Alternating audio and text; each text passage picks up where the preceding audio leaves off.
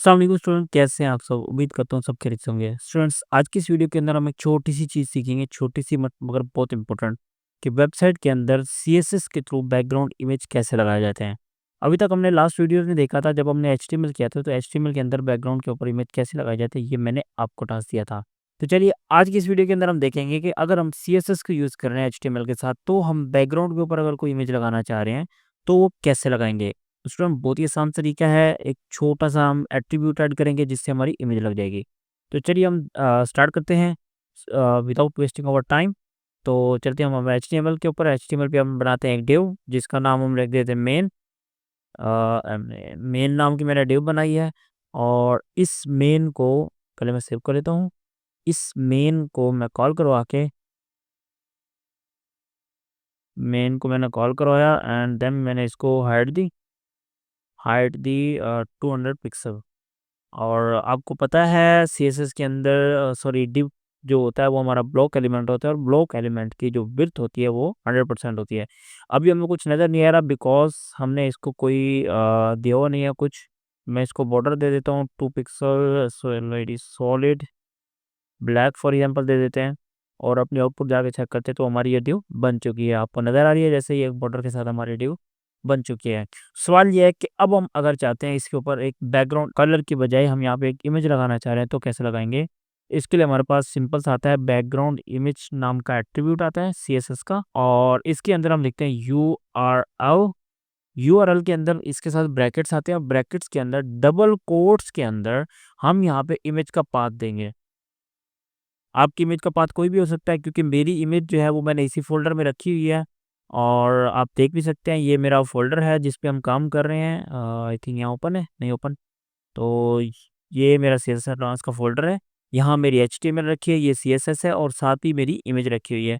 तो मैंने उस हिसाब से अपनी इमेज का पाथ दिया है, आपकी इमेज का जो भी पाथ होगा आप उस हिसाब से देंगे। तो चलिए मैंने इसको सेव करता हूँ और जाके चेक करते हैं अपनी आउटपुट पर और यहाँ पे देखें, अभी आप यहाँ पे देख सकते हैं मेरी इमेज आ चुकी है।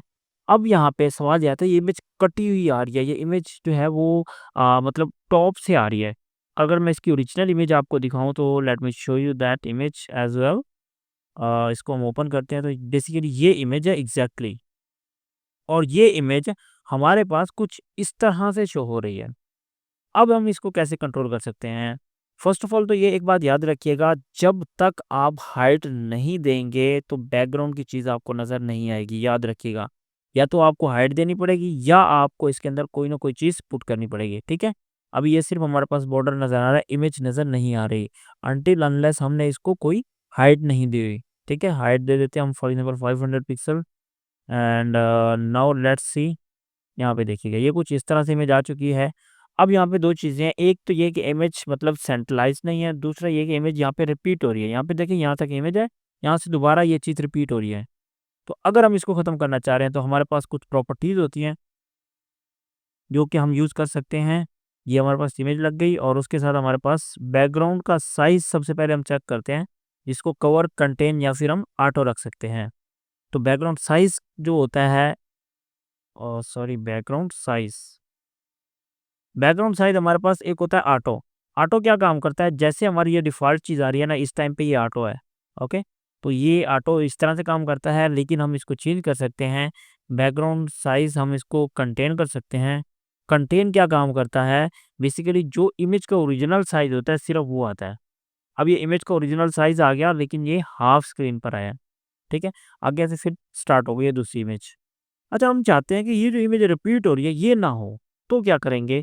हमारे पास आता है बैकग्राउंड बैकग्राउंड रिपीट, तो नो रिपीट, ठीक है? ये हमारे पास एक प्रॉपर्टी है, उसकी वैल्यू है नो रिपीट, तो क्या होगा? ये हमारे पास इमेज खत्म हो गई। अब प्रॉब्लम क्या आ गया कि ये आधी स्क्रीन तो व्हाइट है, इमेज तो आधी स्क्रीन पे खत्म हो गई है, क्यों? क्योंकि हमने इसको साइज़ लगाया हुआ कंटेन। हम क्या करेंगे? हम इसको कवर कर देंगे। बैकग्राउंड साइज़ हमने कवर किया, अब कवर क्या काम करेगा थोड़ा-सा समझ लें। कवर ये जो जितना हमने साइज़ दिया हुआ है ना, इसका 100% कवर कर लेगा, फिल कर लेगा बस और इमेज को स्ट्रेच कर देगा। तो यहाँ पे आप देख सकते हैं जैसे हमने रिफ्रेश किया इमेज स्ट्रेच होके उसने क्या किया उस एरिया को कवर कर लिया। अब इमेज हम चाहते हैं कि चलो यार ठीक है इमेज स्ट्रेच होके और एरिया भी कवर हो गया है, इमेज रिपीट भी नहीं हो रही, लेकिन हम इसको सेंट्रलाइज़ करना चाह रहे हैं। तो हम यहाँ पे क्या करेंगे background position sorry, background position हम करेंगे सेंटर, ठीक है। अब जिसको हम सेंटर करेंगे तो यहाँ पे देखिएगा कि ऊपर और नीचे से इमेज जो है बिल्कुल सेंट्रलाइज होके यहाँ पे मेरे पास सेट हो चुकी है। अगर हम इसकी ओरिजिनल हाइट पे जाएँ तो ये कुछ इस तरह से है। हम इसको ज़ूम इन, ज़ूम आउट कैसे भी कर सकते हैं, ठीक है। तो ये हमारे पास 100% पे रहेगा, ओके।